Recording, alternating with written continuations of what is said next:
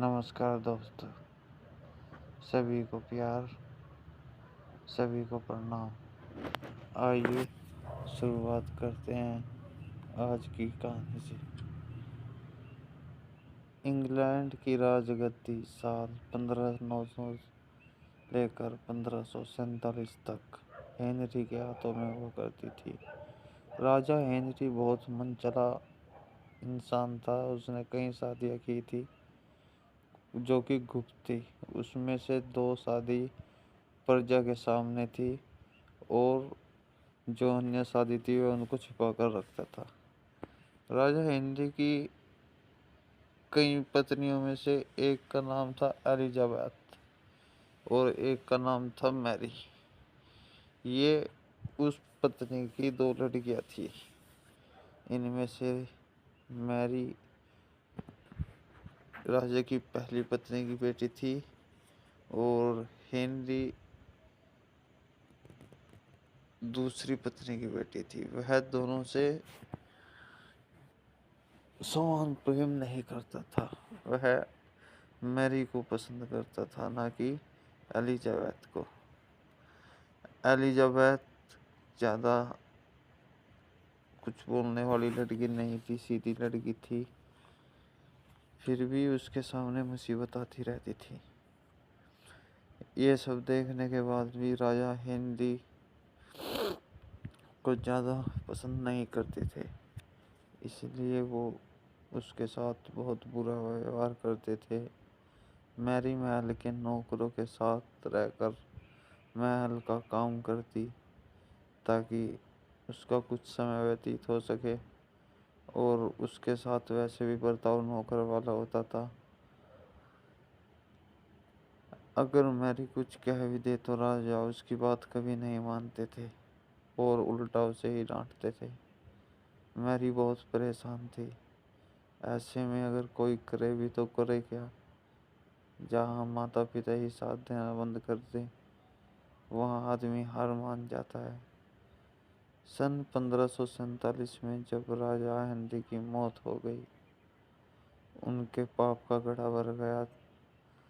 जब पाप का घड़ा फूटता है तो नाश होता है। उस नाश के कारण उनकी मृत्यु हो गई।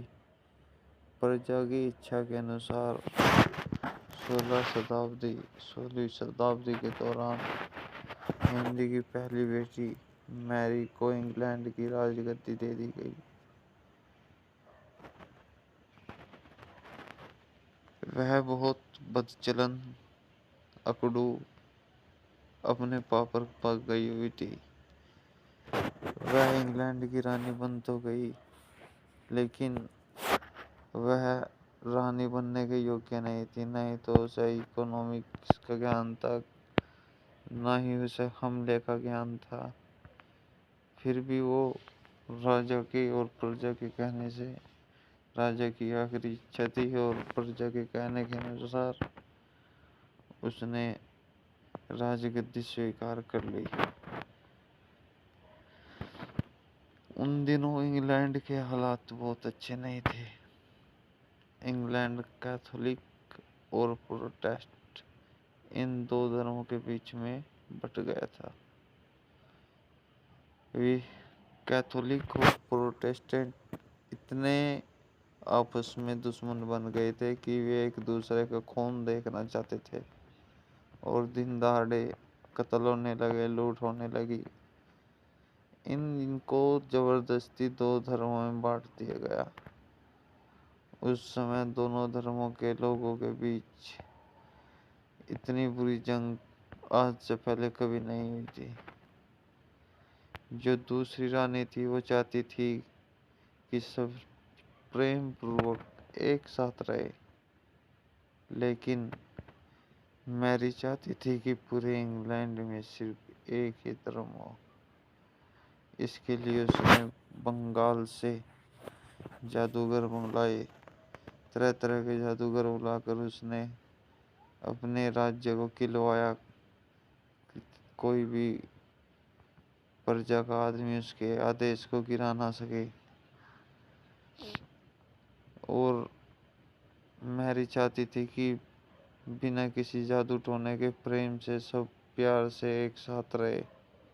लेकिन ये हो नहीं पाया। इस एलिजाबेथ रोज दारू पीकर कुछ नया सोचती और लोगों को जलील करती, तरह तरह से टॉर्चर करती। यह सब देखकर सब प्रजा में बहुत गुस्सा था।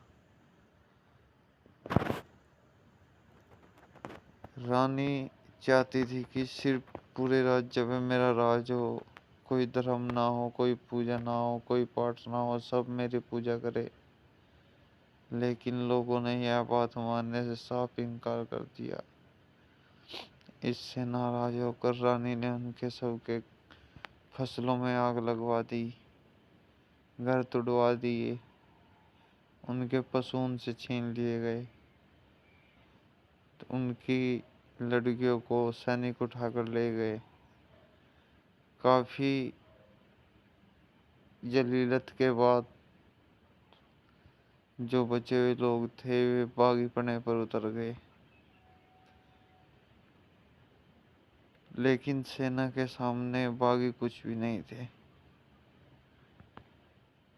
जो भी रानी की आज्ञा का उल्लंघन करता उसके साथ बहुत बुरा व्यवहार होता। उसको सूली पर चढ़ा दिया जाता और जेसिस की तरह कील गाड़ कर उसकी मृत्यु दी जाती। पहले मृत्यु देने के भी कितने ही साधन थे। एक लोहे का सांड बना होता था, उस सांड के अंदर आदमी को डालकर नीचे आग लगा दी जाती थी, जिससे वह जिंदा ही उबलकर फ्राई हो जाता था। पहले सजा बहुत भयंकर भयंकर दी जाती थी। अब नई जनरेशन से जब से मानव अधिकार आया है तब इन सजाओं पर रोक लग चुकी है। ये समय समय की बात है, बदलती रहती है। पहले बहुत क्रूरता थी तो क्रूरता के साथ ही मृत्यु दी जाती थी। रानी मैरी चाहती थी, जो दिल की अच्छी थी, कि पूरे इंग्लैंड में सिर्फ एक धर्म हो, कहीं कोई लड़ाई ना हो। लेकिन लोगों ने ये बात उसकी ठुकरा दी और एलिजाबेथ इसके कारण थी, क्योंकि एलिजाबेथ ने उसके दिल में लोगों के दिल में इतनी नफरत भर दी कि रानी से नाराज होकर वे सैनिकों को भी जिंदा जलाने लगे।